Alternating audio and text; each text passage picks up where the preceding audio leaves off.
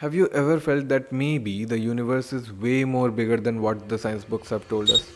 Yes, आज हम इस वीडियो में स्पेस के बारे में बात करेंगे, परंतु नासा के पर्सपेक्टिव से नहीं, हिंदू शास्त्रों के पर्सपेक्टिव से, भगवत गीता के पर्सपेक्टिव से, पुराणों के पर्सपेक्टिव से, वेदों के पर्सपेक्टिव से। सो बिना और टाइम वेस्ट किए let's hop into the video. आज के मॉडर्न साइंस ने आज से कुछ सदियों पहले ही ये जाना कि अर्थ फ्लैट नहीं है, but are ancient Hindus they already called it भूगोल। जैसे कि एस्ट्रोफिजिक्स आज हमें बताती है कि there are millions and billions of stars और डिफरेंट लोक हैं, डिफरेंट गैलेक्सीज हैं, परंतु हिंदू स्क्रिप्चर्स पहले से ही बहुत सारी चीज़ें एक्सप्लेन कर सकते हैं, जैसे कि Chandramandal which is the moon realm, which is above the Bhumandal which is the earth realm, उसके ऊपर is Suryamandal which is the solar realm, उसके ऊपर the Parameshthi mandal which is the higher celestial realm. यहाँ पर सभी सुपर नेचुरल बीइंग्स रहते हैं, जो कि मे बी जिन्हें हम सुपर ह्यूमन बुला सकते हैं या फिर जो ह्यूमन फॉर्म से इवॉल्व कर चुके हैं। उसके ऊपर स्वयं Bhumandal which is known as the Brahmalok. और ये सभी मंडल एक ही सिस्टम में रोटेट करते हैं, जैसे कि अनस्ट of galaxies.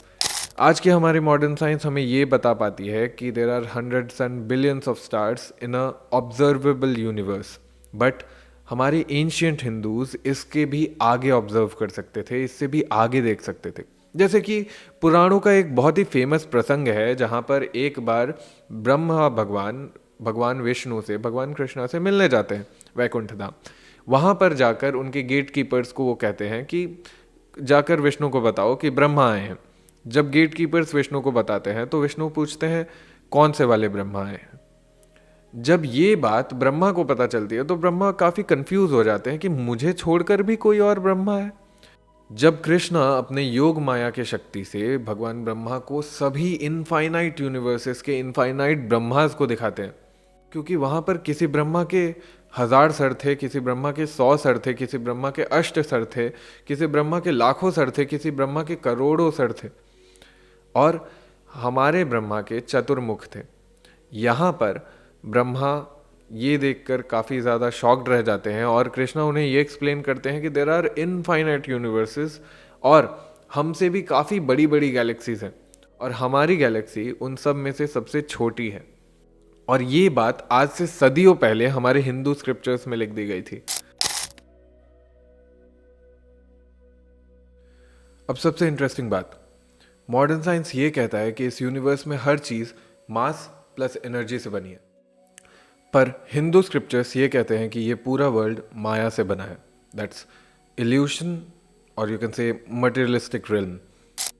From Higgs boson to black holes to galaxies to human geniuses like Einstein, Da Vinci, Ronaldo, Sachin और etc.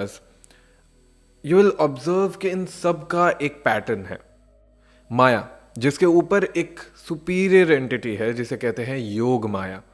एक स्टूडेंट एक बार अपने गुरु से ये पूछता है कि गॉड हमारे कर्मास किस कंप्यूटर से कैलकुलेट करते हैं, तो गुरु का जवाब था कि the computer itself is made from material energy and God uses yog maya to compute everything.